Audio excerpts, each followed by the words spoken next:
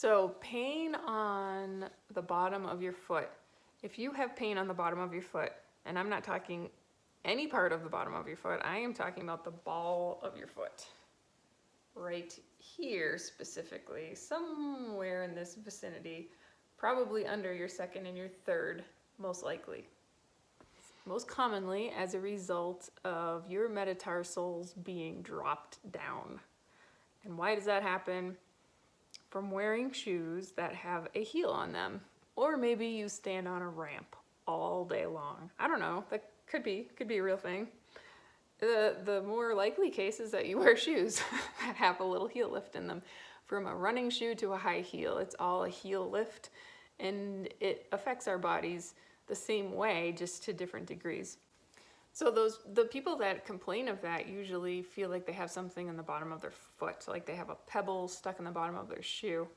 The reason they feel that way is because that's the first thing that's coming in contact with the ground once they're putting their toes down on the ground. It's hitting the ground first because it is dropped lower, like that. Can you see that? That would be it.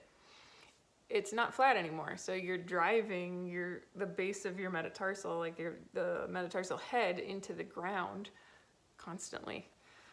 And so the way to undo that is here in that video. It gives you 3 simple tools to mobilize the tissue to get things realigned again. Once you do that though, then you need to get it strong too. Like you start loosening things up, but then what? You first of all have to get out of wearing shoes with a heel drop.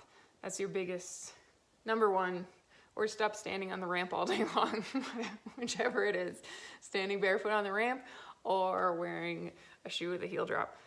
They are basically the same thing. You're shortening all of those muscles in the posterior chain, your calf, Achilles, all that, and you're driving your metatarsals downwards. So this is a pretty flat foot. Thank you very much. I've got some stuff, don't worry. We've all got stuff. But if I didn't have a pretty flat foot, let's say, and I was used to being up in a heel lift a little bit, I was like wearing my Nikes all day long, you can see what shape my foot takes, right? And how my metatarsals are dropped down, and that means there's a lot of pressure. So if I'm gonna hold this position, rock back, and this is essentially the position that my foot would be in all day long. And that's when you get those super like hypertrophied extensors up here, those tendons, right? So what you need to do is get your toes out of this position, get this area relaxed so that these toes can drop down and the metatarsals can come back up. Sometimes you need to end up putting a little metatarsal pad underneath here below the metatarsal heads so that it picks up those metatarsals and gives you back your alignment. And you actually will step down on the ground and realize, I don't feel like I'm stepping on a rock anymore. This feels pretty flat. But hopefully it won't have to even get to that. I mean, it's a very small thing to put a metatarsal pad in your shoe. But why do that if you don't have to? Metatarsal pad aside, you can still do this without that. All you need to do is mobilize the area, massage the area of those joints that are tight and locked up, and then stretch them, and do it several times a day. Like, just give your foot more and more attention. Pay attention to your foot. Just look at your foot and realize this: a foot should be flat, like the foot that I just showed you. The toes are pretty flat, pretty relaxed. I can stand on the ground and my toes can, for the most part, be fairly flat, especially when I start to load them.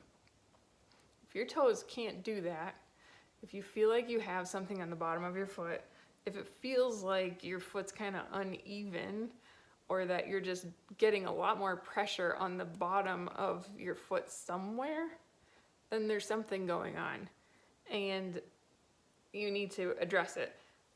Bottom line is, get out of the shoes you're wearing that have caused this problem, unless you're gonna do these mobilizations like a bunch of times a day, can somehow offset being in those shoes for at least 8 hours every day. It's highly unlikely that you can do that, that any of us have that kind of time to do that. So best answer is get out of the shoe. Check out this video of minimal shoe options and move on.